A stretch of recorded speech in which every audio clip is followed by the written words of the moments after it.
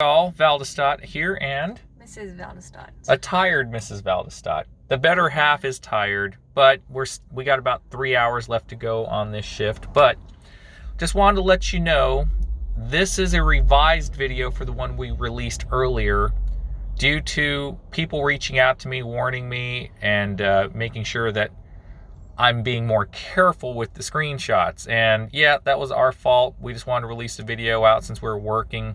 So we revised the screenshots so it would hold less, it'll actually detail less information.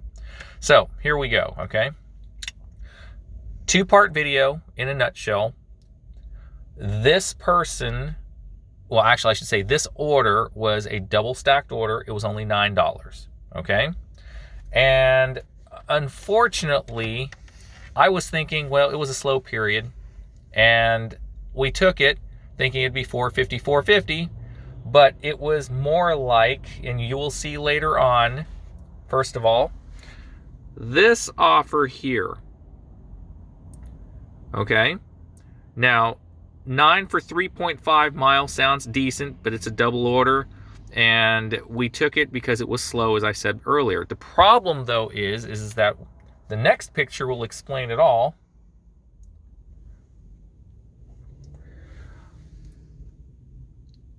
Look at that.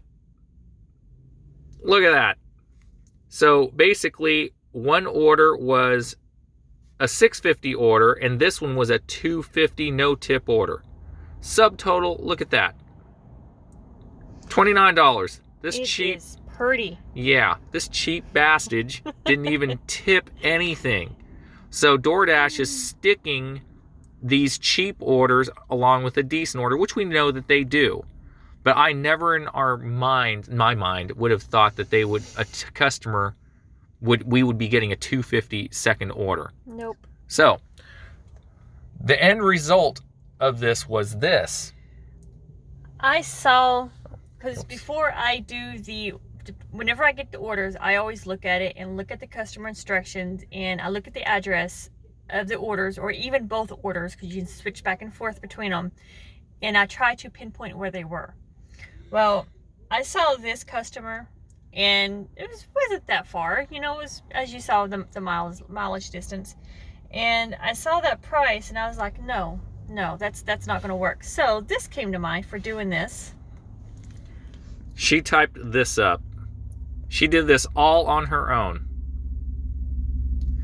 This pay of $250 is stupid crazy. Good luck getting someone to pick it up. Hashtag decline now. Unassigned.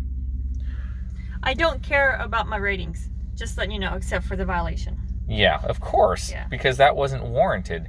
No, that's the point. So, yeah, we are in it with you all. If we see an order, we'll take a completion rate hit like that if it's warranted, because it's not right. They don't care about us. Why should we care about them? Unassigned. And the second part of the video was to illustrate the situation Mrs. Valdestat was in with the fraudulent claim and Doordash giving her a contract violation for it.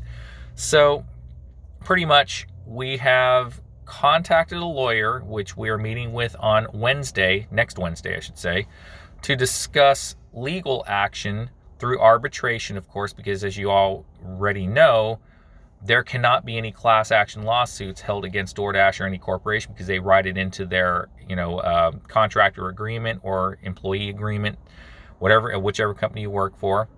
So by that, we have to basically do it alone. So we're talking with a lawyer next week to find out if we can get them for unfair business practices, amongst other things, to hopefully change the rules so that it isn't so difficult for dashers to defend themselves. Why should we be held guilty before being proven innocent? It should be the other way around. So, in a nutshell, we are doing all of this not for us, or not just for us, but to bring Doordash and any other company down a peg. New laws may have to be made to protect independent contractors, or the current system may have to be revised, namely Doordash has to revise their contractor agreement, or more than likely, what my hope is, to be honest, is they will change their way of doing things so that it allows dashers to have more of a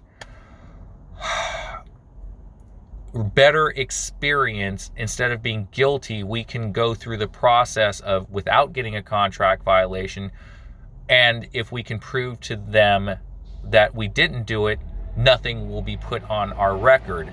Instead, the current process literally is, oh, customer complained they didn't get the food, okay, automatic strike without telling our side of the story first. So pretty much the current system is email only to get a hold of them, and if nothing is done, there's no recourse. We can't contact them by phone. They didn't even want to, look at our police report in the beginning, which in another video after we basically put it into PowerPoint, you will see what an ordeal it was to actually get to a point where they actually got to the correct department, the evidence, the the explanations and all that, right? Right now, all DoorDashers can really do is go through regular customer service, get sent an email, and then send that form and hope that it gets to the right department. And if for whatever reason, like what happened to us, if they don't like what we have to say, even with proof, then they can still decline it. And that's not right. That's not fair. If you have the evidence, it should exonerate you. But with DoorDash's system, they could give a damn about evidence or caring to remove the contract violation. So I'm hoping that if enough people fights for their rights, we can have change. But that's just my hope. And that's why I'm saying, that's why I'm going to talk to a lawyer to see if this is even viable. May have to start a petition at our local law, state governments, federal government, whatever, to have change happen. It's going to be a lot of work and a lot of time, but hey, that's what we got, right? All of us have a little bit of time and hopefully can chip in. So anyway, folks, this is the revised video. Hopefully it will be sufficient enough to protect everyone's anonymity, and hopefully no one will get in trouble like other content creators have posted stuff. So thank you, John McCallion, for looking out for us amongst other commenters on the previous video. We appreciate it. We just want to provide you with information and to hope that you guys don't get screwed like we did. Okay, so thanks a lot all, and we'll talk to you later.